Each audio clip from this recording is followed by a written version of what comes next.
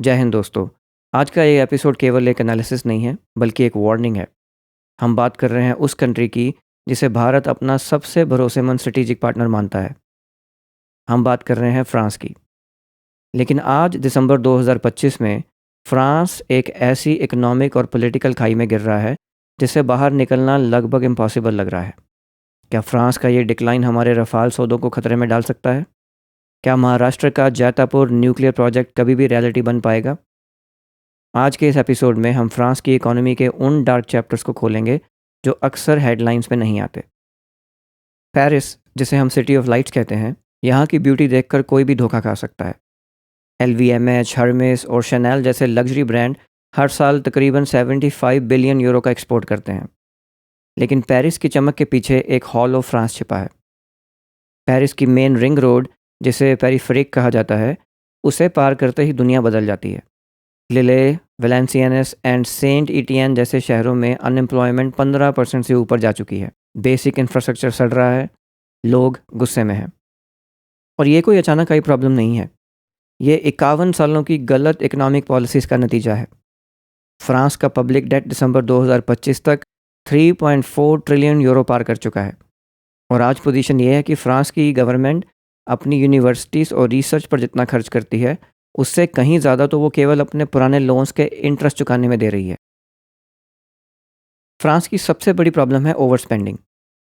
1974 के बाद से फ्रांस की गवर्नमेंट ने एक भी साल बजट सरप्लस नहीं देखा है। यानी 51 साल से ये देश अपनी औकात से ज़्यादा खर्च कर रहा है। यूरोपियन यूनियन के रूल्स के हिसाब से किसी भी कंट्री का डेफिसिट GDP के 3% से कम होना चाहिए। लेकिन फ्रांस आज 5.5% के घाटे पर खड़ा है। जब ब्रसल्स यानी कि EU उन्हें टोकता है तो पेरिस केवल मुस्कुराकर टाल देता है। लेकिन अब पानी सर से ऊपर जा चुका है। इन्वेस्टर्स का भरोसा टूट रहा है। फ्रांस के 10 ईयर बॉन्ड यील्ड्स अब 3.2% के पार जा चुके हैं, जो कभी सेफ माने जाते थे। अब मार्केट फ्रांस को जर्मनी के बराबर नहीं बल्कि इटली जैसी रिस्की इकोनॉमी की तरह देख रही हैं। पॉपुलेशन का गिरना किसी भी कंट्री के लिए सबसे बड़ा डेंजर होता है। 2010 में फ्रांस की फर्टिलिटी रेट 2 थी। आज दिसंबर 2025 में ये गिरकर 1.6 पर आ गई है। अब आप सोचिए कि 1990 में 5 काम करने वाले लोग एक रिटायर्ड व्यक्ति की पेंशन का बोझ उठाते थे। आज ये रेशियो 2:1 है और 2040 तक ये 1.5 पे आ जाएगी। तो फ्रांस का पेंशन सिस्टम पूरी GDP का 14% हिस्सा खा जाता है। ये एजुकेशन, डिफेंस और हेल्थ के बजट से कहीं ज़्यादा है। इमैनुअल मैक्रोन ने रिटायरमेंट की उम्र 62 से 64 करने की कोशिश की थी, लेकिन पूरे देश में दंगे हो गए। आज दिसंबर 2025 में नई सेबेस्टियन लेकॉर्नो सरकार ने डर के मारे इन सुधारों को 2028 तक के लिए सस्पेंड कर दिया है, ताकि कहीं उनकी गवर्नमेंट न गिर जाए। इसे कहते हैं पॉलिटिकल कावर्डीज। अब मैन्युफैक्चरिंग की बात कर लेते हैं। फ्रांस में मैन्युफैक्चरिंग का शेयर 1980 में 26% था, जो आज नीचे आके सिर्फ 13% रह गया है। क्यों? उसका आंसर है लेबर कॉस्ट। फ्रांस में एक वर्कर को रखना पूरी दुनिया में सबसे महंगा सौदा है। सोशल सिक्योरिटी और दूसरे बेनिफिट्स को मिलाकर एक कंपनी को वर्कर की सैलरी से 50% एक्स्ट्रा देना पड़ता है। अब इसका कंपैरिजन कीजिए, पोलैंड में ये सिर्फ 20% है। और इसका रिजल्ट, मिशेलिन ने अपने टायर प्लांट पोलैंड भेज दिए।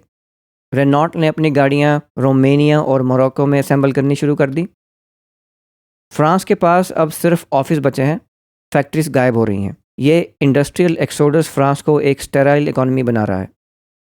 अब आते हैं उस टॉपिक पर जिससे हमारा नेशनल इंटरेस्ट जुड़ा है।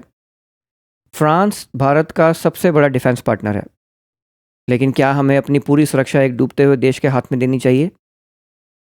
दिसंबर 2025 की फ्रेश इन्फॉर्मेशन के मुताबिक इंडियन एयरफोर्स ने 114 नए रफाल प्लेन्स का ऑर्डर दिया हुआ है। साथ ही इंडियन नेवी ने 26 रफाल M मतलब कि मरीन एडिशन का डील भी साइन किया हुआ है। लेकिन यहाँ एक बड़ा क्वेश्चन है। फ्रांस में पॉलिटिकल इंस्टेबिलिटी इतनी ज़्यादा है कि पिछले 8 साल में 7 प्राइम मिनिस्टर बदल चुके हैं। अगर फ्रांस के अंदर सिविल वॉर जैसी स्थिति बनती है या बड़े पैमाने पर सिविल अनरेस्ट होता है, तो क्या डॉसो एविएशन के कारखाने समय पर जेट्स दे पाएंगे? और रफाल के इंजन सैफरान बनाता है। हालांकि सैफरान हैदराबाद में अपना MRO प्लांट खोल रहा है, लेकिन मेन कंपोनेंट्स अभी भी फ्रांस से आते हैं। अगर फ्रांस की इकोनॉमी कोलैप्स होती है तो हमारी एयरफोर्स की रेडीनेस खतरे में पड़ सकती है।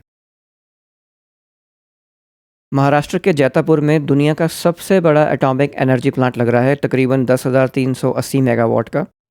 इसे फ्रांस की कंपनी EDF को बनाना है, लेकिन EDF खुद 64 बिलियन यूरो के कर्ज में डूबी हुई है। भारत ने अभी दिसंबर 2025 में शांति बिल यानी कि sustainable harnessing and advancement of nuclear energy bill pass किया है। इसका पर्पस प्राइवेट सेक्टर को न्यूक्लियर सेक्टर में लाना और लाइबिलिटी रूल्स को आसान बनाना है ताकि फॉरेन कंपनीज आ सकें। लेकिन सवाल वही है, क्या फ्रांस के पास इतना पैसा बचा है कि वो भारत में इतना बड़ा प्रोजेक्ट फाइनेंस कर सके? फ्रांस के पास इस डेमोग्राफिक कोलैप्स का केवल एक ही रास्ता बचा है और वो है रोबोटिक्स। अगर इंसान कम हो रहे हैं तो मशीनों से काम संभालना होगा। ह्यूमनाइड ग्लोबल होल्डिंग्स जैसी कंपनीज अब एजिलिटी रोबोटिक्स और एप्ट्रॉनिक के साथ मिलकर ऐसे ह्यूमनाइड रोबोट बना रही हैं जो इंसानों की जगह फैक्ट्रीज में काम कर सके। ये फ्रांस के लिए अपनी मैन्युफैक्चरिंग वापस लाने का लास्ट चांस है। दोस्तों, फ्रांस आज एक सबक है, केवल सोशल वेलफेयर और डेट पर कोई भी सुपर पावर टिक नहीं सकती। भारत के लिए ये एक मौका है कि हम फ्रांस से टेक्निक यानी कि TOT लें, लेकिन उसे मेक इन इंडिया के तहत पूरी तरह भारत में बनाएं। हमें पार्टनर चाहिए, बैसाखी नहीं। आपको क्या लगता है कि क्या राफेल डील भारत के लिए सुरक्षित है? कमेंट्स में अपनी राय ज़रूर बताइए और इस चैनल को सब्सक्राइब करना मत भूलिए। मिलते हैं जल्दी अगले एपिसोड में। तब तक के लिए जय हिंद।